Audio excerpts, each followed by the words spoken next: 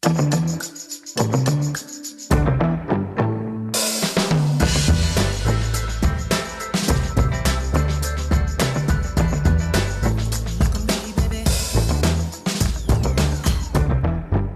evening. You're listening to Skip Intro with me, Kelvin Yee. Now, before we get on with the show, I'd just like to mention that if you want to win a Stranger Things Lego set, head to Facebook, Instagram, or Twitter now and find us at skipintro.my for more details. In the studios with me is Ian McNally, Bahir Yusuf, and Julian Yap. We are talking about Bong Joon-ho's new movie, Parasite. 제시카 외동딸 일리노이 시카고 과선배는 김치모 그는 이사촌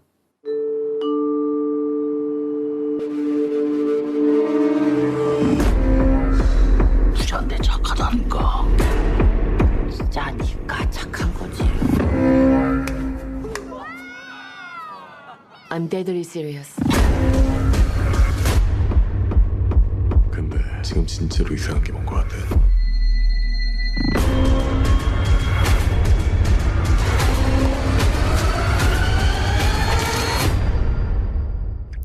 What ride does he take us on this time? Oh, what a ride he takes us on this time. Yeah, so I guess a quick synopsis is in Parasite, the Kim family are barely surviving in their grungy semi-basement apartment, living off scraps and terrible jobs and trying to cram into tiny spaces so they can steal Wi-Fi from coffee shops and people around them because the lady upstairs has changed her password. They don't seem bad as such, or lazy. They just seem impoverished. They just seem down on their luck. Yeah. And when a family friend Min turns up and has a wealth rock, I know nothing about South Korean culture, so I have no idea what's going on with this wealth rock that his grandfather asked him to pass to the family. He also mentions that as he's going abroad, he would like the Sum Ki-woo to take over his tutoring duties for this wealthy Park family. The only thing that's in the way of the son doing this is that he has no qualifications, but a little bit of light forgery gets him in the door. Once he starts tutoring the daughter of this Park family, however, opportunities present themselves for the rest of the family to ingratiate themselves with the Park family. Yeah. And I think that's all we should kind of say about the plot, because a lot of the delight of this movie is just seeing where it's going and figuring out for yourself where that ride is going to take you, because there are an awful lot of avenues it could have gone down. And as usual with Bong Joon-ho's over films, it's like he just went somewhere. I was like, okay, I did not see that coming. And for me, the delightful and or / frustrating, annoying bit about Bong Joon-ho's films is that the twist is always pretty late in the game. You know, like you always like. For example, Snowpiercer. I love Snowpiercer. And then the twist, it's like in the last 20 minutes. And you go, wait, really? Now you're going to drop this on us? Now when the movie's about to end?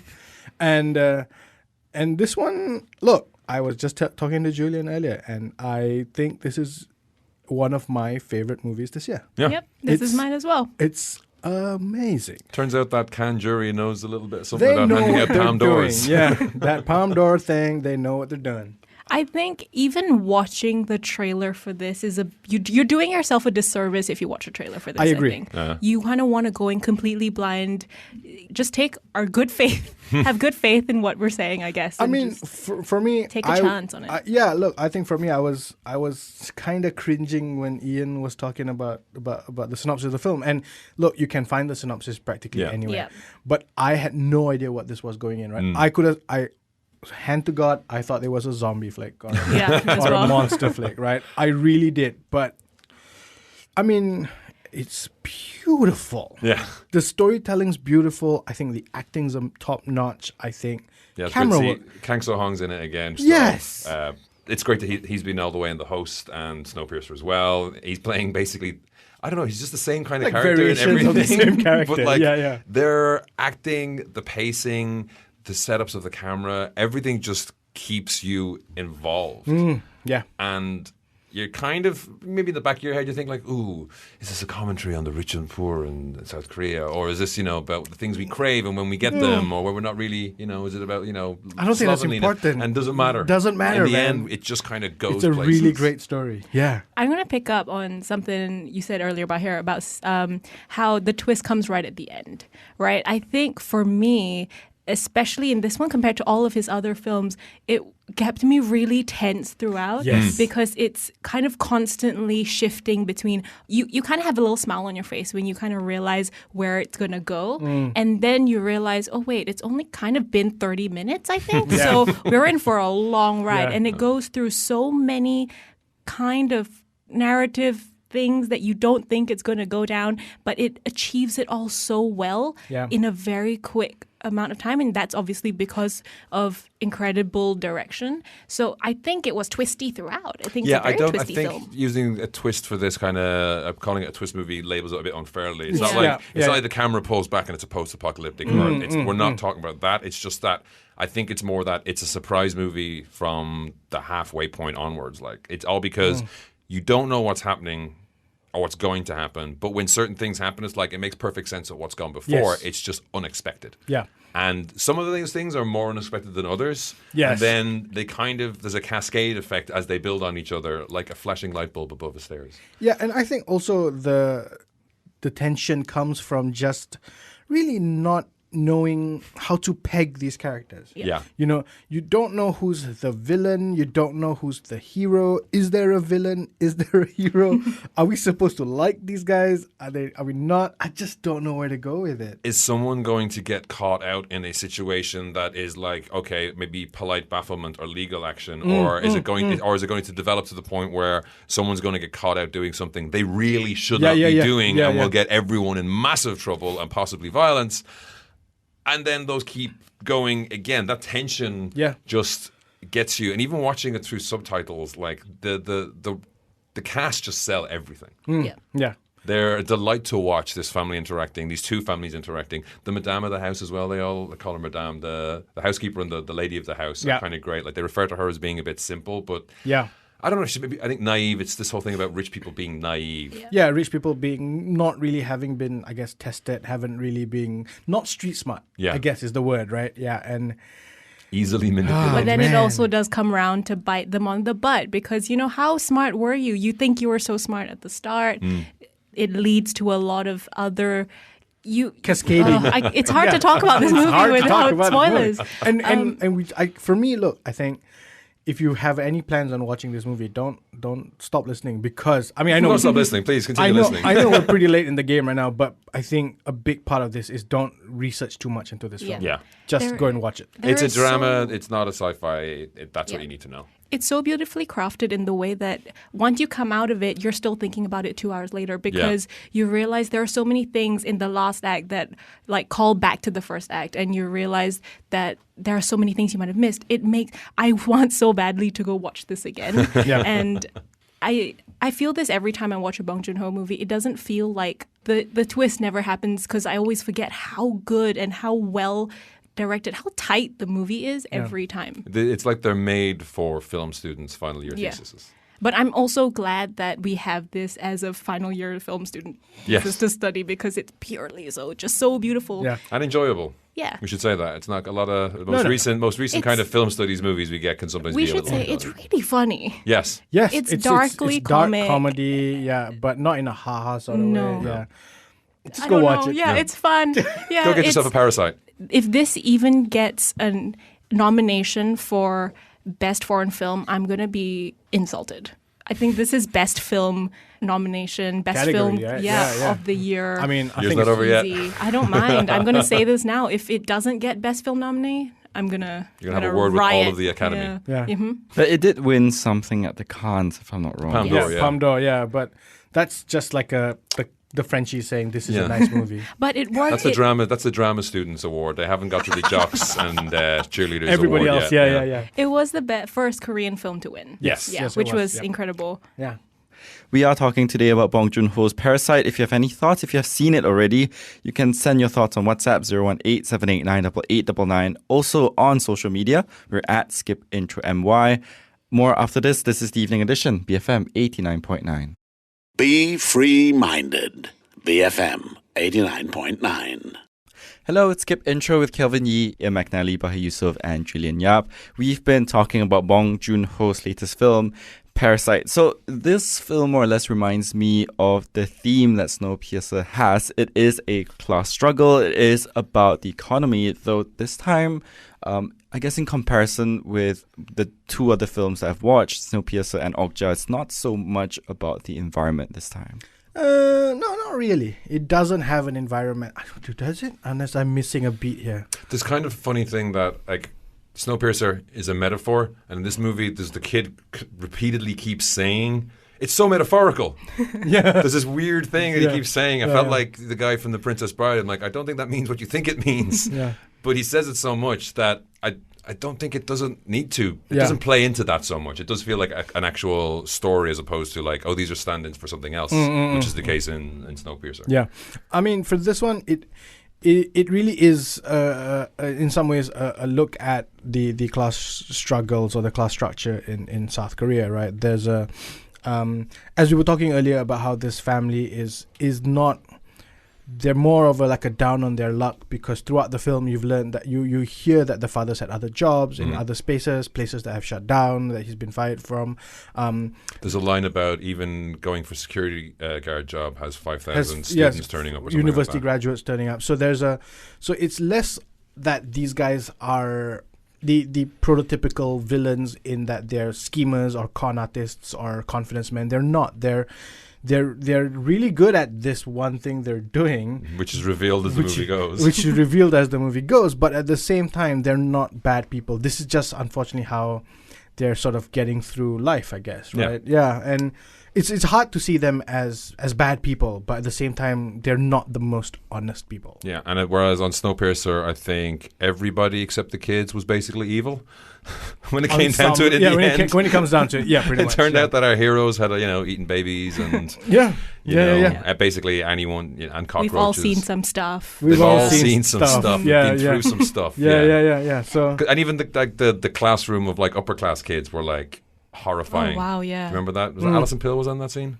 Yes, she was a teacher. What's weirding me out now thinking about Snowpiercer is having seen the trailer for the Amazon version of this. It's almost identical. I haven't seen it. Oh, you've not seen the trailer? trailer? I haven't seen the trailer. It's exactly the same, but with discount TV versions of Tilda Swinton and Chris Evans. Yes. But with Jennifer Connelly's playing a different character. Yes. But there is somebody very clearly, I'm doing a Tilda Swinton impression. Oh, right. Okay. And the sets look the same. Yeah. It's not like, oh, we're going to reimagine the world. It's like, no one saw Snowpiercer, so we're just going to rip it off wholesale. Just going to do it again in 13 episodes or whatever it was. Yeah. I'm kind of looking forward to that. I really enjoyed Snowpiercer, so I'll give it a go. Just watch Snowpiercer again, dude. Not 13 times. I don't know, that ending though.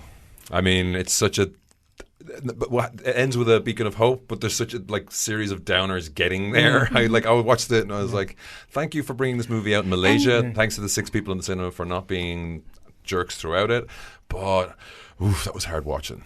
And I think that's something that Bong Joon-ho does super well. There's always a kind of bittersweet ending at the end of it.